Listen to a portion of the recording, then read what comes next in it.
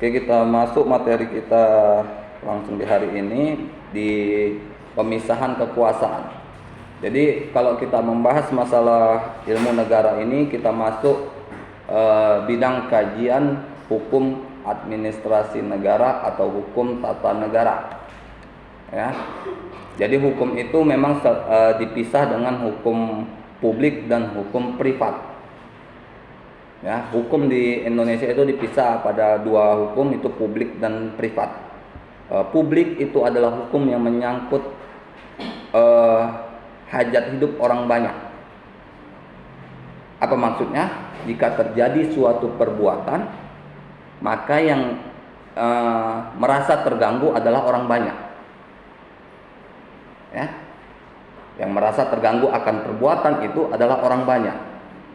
Kalau privat, hukumannya antara orang per orang, hubungannya antara orang per orang. Jadi jika ada masalah dalam hubungan itu, maka yang merasa terganggu cuman pihak satu, pihak dua. Masyarakat enggak terganggu. Apa contohnya? Kalian bikin perjanjian misalnya kredit motor, ya. Kalau kredit motor konsumen tidak membayar, maka urusannya konsumen dengan pihak leasing. Nggak mungkin masyarakat ikut campur, ya kan? Nggak ada masyarakat ikut campur. Tapi kalau dia dihukum publik, pasti masyarakat ikut campur. Apa contohnya? Contohnya misalnya ada tidak pidana pencurian di sekitar kalian, ada pencurian misalnya, ada perkelahian, datang polisi. Polisi bukan langsung nangkap, pasti hubungi caperingnya dulu, karena akan menyangkut dengan orang banyak. Kalau langsung tangkap nanti bisa ribut, makanya cari dulu tokoh masyarakat setempat. Caperingnya nggak ada, orang yang dihormati di wilayah itu. Nggak ada polisi yang langsung tangkap, kecuali tangkap tangan, OTT.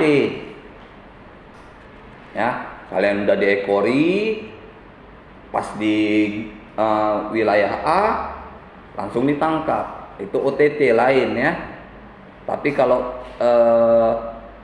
TO, target operasi, ya, misalnya buronan, pasti kalaupun udah diketahui tempatnya, hubungi dulu pihak setempat, pemerintahan setempat. Sama kayak penggerebekan teroris, ya, pasti pemerintahan setempat harus terlibat. Ya, lurahnya harus ada, camatnya harus ada, konon lagi caperingnya. Itu bedanya. Ya. Jadi kalau pemisahan kekuasaan di sini adalah pemisahan kekuasaan dari legislatif, eksekutif, dan yudikatif. Ya. Jadi pemisahan kekuasaan kalau dari legislatif dari segi pembuat undang-undangnya, ya, itu beda dengan misalnya eksekutif. Eksekutif adalah pelaksananya. Pelaksananya siapa? Itulah para menteri. Ya kan, yang melaksanakan undang-undang kan menteri yang di atasnya, baru kan turun ke bawahnya. Ya kan? Kan nggak mungkin lurah bergerak sendiri. Pasti ada instruksi dari menteri. Ya kan? Misalnya perbaikan taman, pasti dia ngelihat dulu instruksi menteri, ada nggak ini dana tentang tamannya. Ya, dia harus tindakannya pun harus sejalan. Kalau memang ada suatu tindakan yang baru dalam suatu lingkungan yang nggak ada nih aturannya di pusat, kan ada yang setiap daerah itu pasti punya keistimewaan masing-masing. Ya, jika terjadi seperti itu, maka dia harus membuat dulu laporannya. Laporannya dibikin ke pusat, rencana kerjanya, anggarannya, pelaksanaannya gimana, kirim. Disetujui dari pusat baru dilaksanakan. Ya, bukan langsung laksana. Karena Kalau dalam segi hukum pemerintahan, apa yang paling utama dalam suatu pelaksanaan itu bukti real pelaksanaan dan LPJ-nya, laporan pertanggungjawabannya. Apa misalnya contohnya? Misalnya kerjanya ternyata cuma sebulan, di LPJ kalian bikin biaya tukang dan segala macam 2 bulan, kan nggak sesuai. Maka nanti dari pusat bilang, oh berdasarkan pantauan dari pusat bahwa kinerjanya hanya sebulan, maka harus dibuat yang sebenar-benarnya. Kalau kalian kerja PNS misalnya, sebagai pelaksana anggaran, maka hati-hati. Setiap rupiah yang kalian gunakan, 1 rupiah pun yang kalian gunakan harus ada LPJ-nya. Kalau enggak, urusan kalian sama BPK, KPK. Karena yang kalian pakai adalah uang negara. Ya. Itu kalau yang apa? Mungkin kalau kerjaannya mungkin hebat ya kan? Pakai baju coklat, apel setiap Senin pagi dan Sabtu sore, Jumat sore. Ya. Tapi setiap kerjaan itu pasti ada LPJ-nya. Ada yang nggak ada LPJ Pak? Ada. Kalian jadi PNS yang duduk di kantor-kantor itu aja, ya, yang staf-staf. Tapi kalian kan sarjana nantinya, lulusnya, nggak mungkin jadi seperti itu. Ya. Nah kalau kalian nanti misalnya melamar PNS, pasti ada yang kalian tujunya sebagai apa? Ya, yang sesuai dengan ijazah kalian. Ada juga di bidang yudikatif, itu yaitu hukumnya. Bagaimana pelaksanaan hukum itu dalam suatu negara? Efektif enggak? Ya. Efektif enggak? Masalah enggak jika hukum itu diberlakukan dalam suatu negara? Sama kayak KUHP ini. KUHP nasional udah berlaku dari tahun lalu, tapi baru berlaku 2026. Kenapa? Ini KUHP sudah dibuat, sudah disahkan, ya, sudah ditetapkan, sudah bisa kita ambil dari Google misalnya, dari media internet, ya, ambil. Kalau ada masalah misalnya, bikin pengaduan ke MK, ya, bikin gugatan ke MK. Itu gunanya, ya. Jadi KUHP itu dipublikasikan, sebelum diberlakukan dipublikasikan, bukan cuman untuk ditaruh di Google, tapi untuk kita baca, ya. Bukan hanya di Google saja. Ya, kalian sudah punya. Ya. Kalian taruh di HP kalian pun nggak berat itu. Ya. KUHP nasional bisa kalian baca. Kenapa saya suruh? Itu juga sudah pernah saya bilang. Ini kalian nanti tahun pertama, tahun kedua, tahun ketiga belajar pakai KUHP Hindia Belanda. Tiba tahun keempat kalian nyusun harus pakai KUHP nasional. Bingung kalian nggak kalian baca dari sekarang? Ya? Bingung kalian? Tiba-tiba kalian bikin skripsi, udah bagus-bagus kalian bikin pakai KUHP Hindia Belanda, ajukan ke dosen pembimbing, dicoret semua. Ini udah nggak berlaku. Dah, nanti pusing kalian. Ulang balik, bukan ulang balik, sesuaikan pasalnya, samakan pasalnya.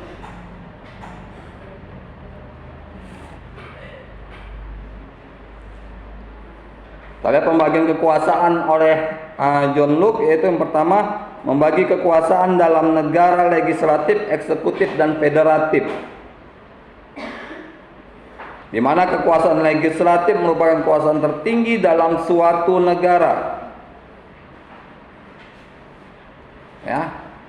Di mana-mana sistemnya pun kekuasaan legislatif itu adalah yang tertinggi karena dialah yang membentuk undang-undang. Ya.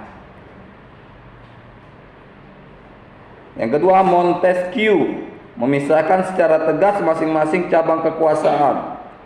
Eksekutif hanya mempunyai bagian dalam reformasi undang-undang,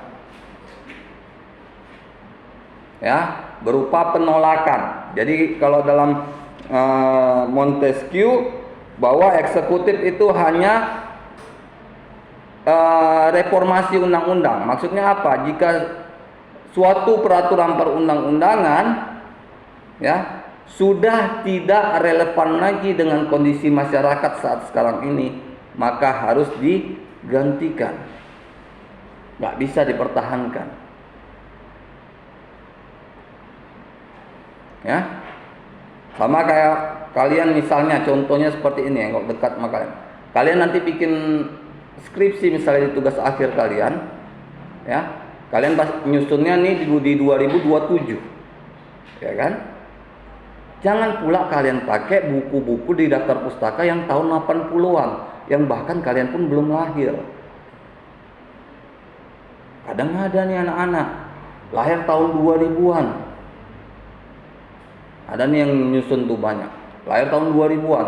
Dia pakai buku tahun 60. Bahkan yang orang tuanya pun mungkin belum lahir. Jangan. Karena dalam aturan penulisan karya ilmiah nasional, itu yang diperbolehkan untuk kalian jadikan acuan dalam penulisan adalah 5 tahun ke belakang. 5 tahun ke belakang saat kalian nulis. Jadi kalau kalian 2026 nanti nulis, kalian pakai buku yang paling tua adalah 2021. Kan?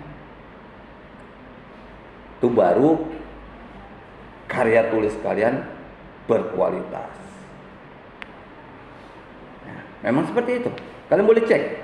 Nanti kalian cek standar penulisan karya ilmiah nasional. Kalian buat itu di Google. Pasti ada itu.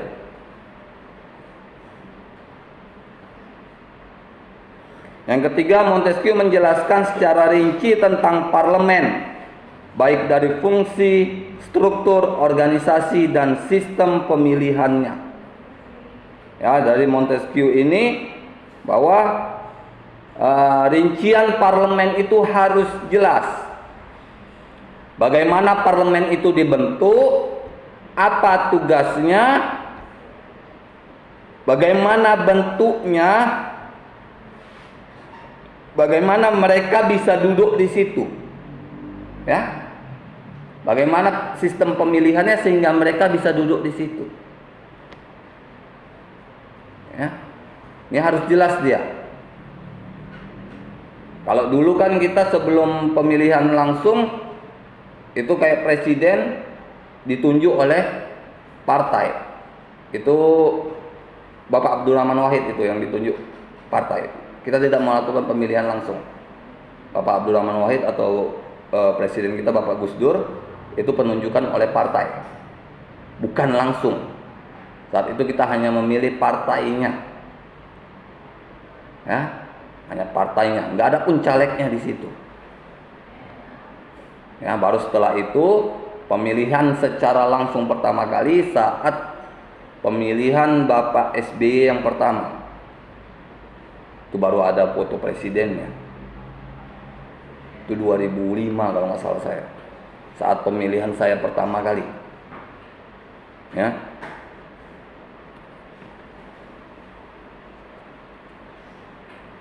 Nah, jadi kalau pembicaraan tentang pemisahan kekuasaan ini dapat kita lihat dari konstitusinya. maka konstitusinya harus benar-benar jelas dan kuat.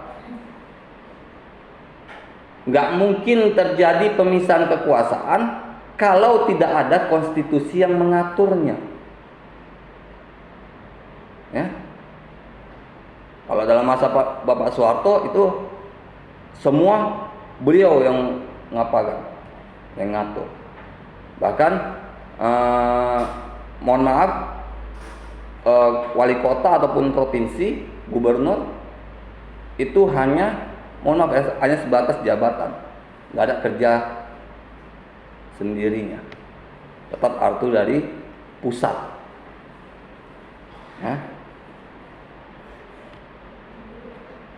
Kenapa saya bisa cerita? Karena saya mengalaminya.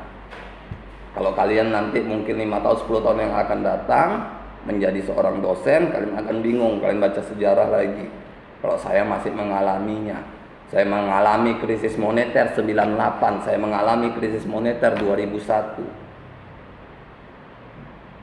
Ya, makanya enak saya bercerita sejarah. Bukan sejarah yang saya baca, tapi sejarah yang saya alami. Saya melihat tuh siaran langsung tragedi 98. Di TV siaran langsungnya tragedi 98. Ya. Yang Bapak Soeharto mengumumkan mengundurkan diri, saya ngelihat beritanya secara langsung di TVRI. Karena sudah kerusuhan. Ya. Kayak kalau kita mengalami sejarahnya lebih enak, tapi kalau kalian yang tidak mengalami sejarah, makanya saya selalu bilang, kalau kalian dalam memahami suatu undang-undang, cari undang-undang dasar ya, karena kita anak hukum. Undang-undang pertama kalinya. Kenapa undang-undang ini bisa muncul? Ya.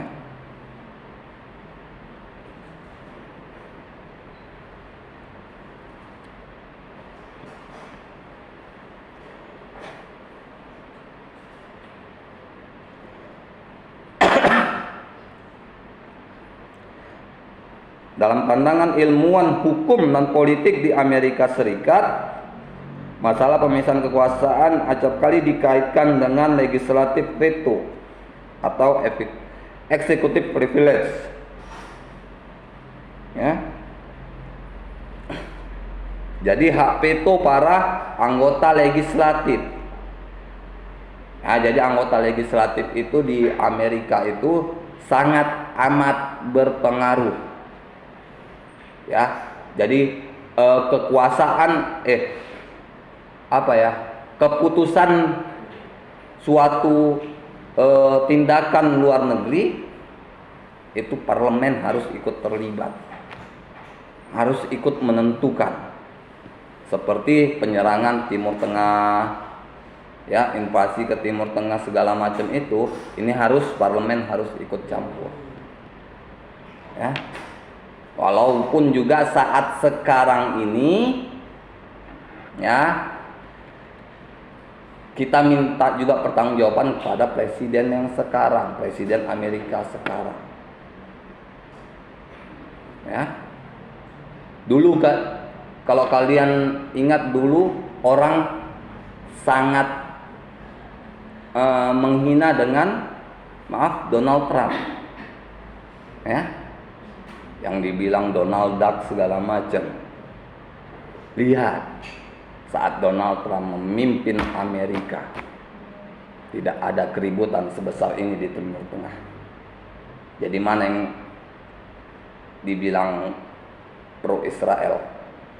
Donald Trump apa presiden yang sekarang? Ya kan? Yang ini dibilang pro umat Islam, ternyata dia menyerang Palestina. Ya kan? Kita nggak perlu tahu sejarah mereka di dalam itu. Kita lihat apa yang terjadi saat beliau memimpin. Donald Trump 4 tahun memimpin Amerika, nggak ada yang berani nyerang ke Palestina. Cuman Donald Trump hanya ingin membangun kantor duta besar di Yerusalem. Ya, kantor duta besar Israel di Yerusalem. Kalau kita kaji lagi apa sebenarnya tujuan dia menaruh kantor duta besar di situ, kalau dibilang orang hanya untuk mengakui itu sebagai ibu kota Israel, bukan. Bukan, saya bilang. Kalau sudah ada duta besar di situ, duta besar Amerika di situ, negara adidaya, nggak akan ada lagi yang berani menyerang di situ. Itu maksudnya. Tapi karena semalam itu ditolak, nggak jadi duta besar itu dibangun di situ, pecah perang di situ. Lihat, ini bukan hanya perang umat Islam dan Kristen, bukan Palestina dan Israel. Ya, kalian bisa lihat sekarang berita yang baru. Ya, apa berita yang baru?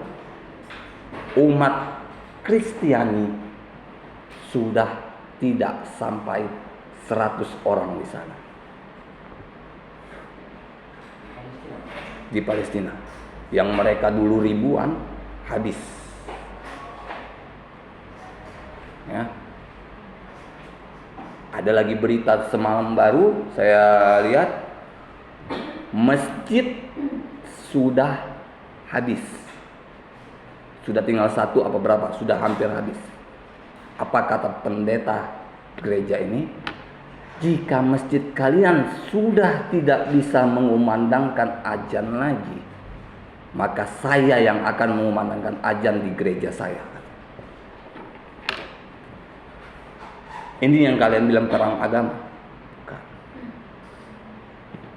Itu lebih kepada kejahatan kemanusiaan. Ada itu videonya, kalian boleh cek aja di Smack, di TikTok, di YouTube, silahkan, ada itu. Yang pendeta di Yerusalem ingin mengumandangkan azan jika masjid di Palestina habis. Karena kan yang diserang sekarang itu masjid. Ya, yang diserang Israel itu masjid.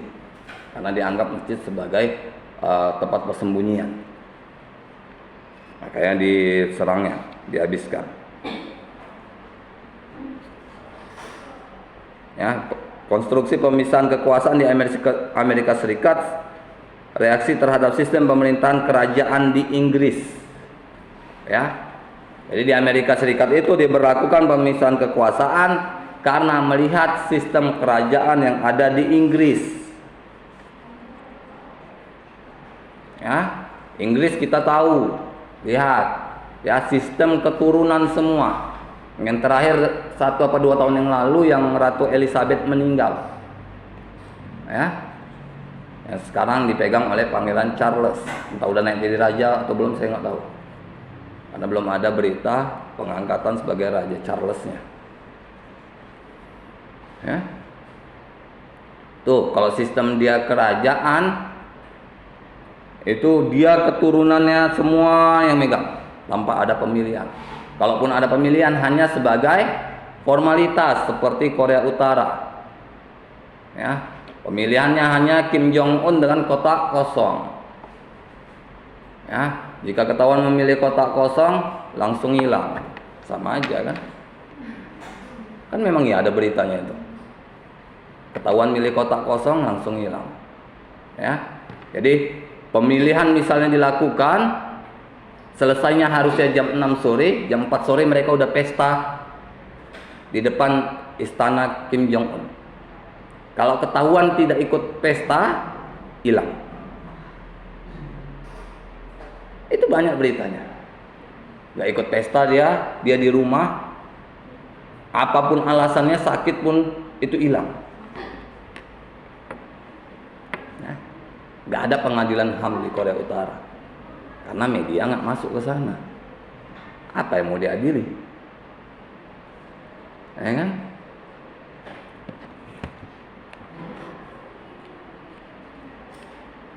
Jadi pemisahan kekuasaan ini memang sangat dibutuhkan. Kenapa dibutuhkan? Agar tidak ada tindakan sewenang-wenang oleh pemimpin suatu negara.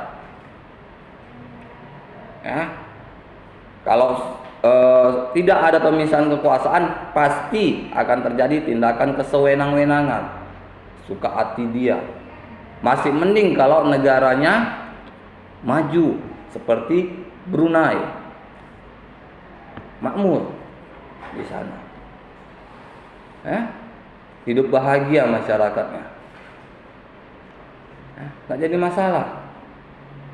Inggris, kalau Inggris saya nggak berapa tahu karena negara-negara anggota bagiannya juga cukup banyak, ya, sampai ke Malaysia, Singapura.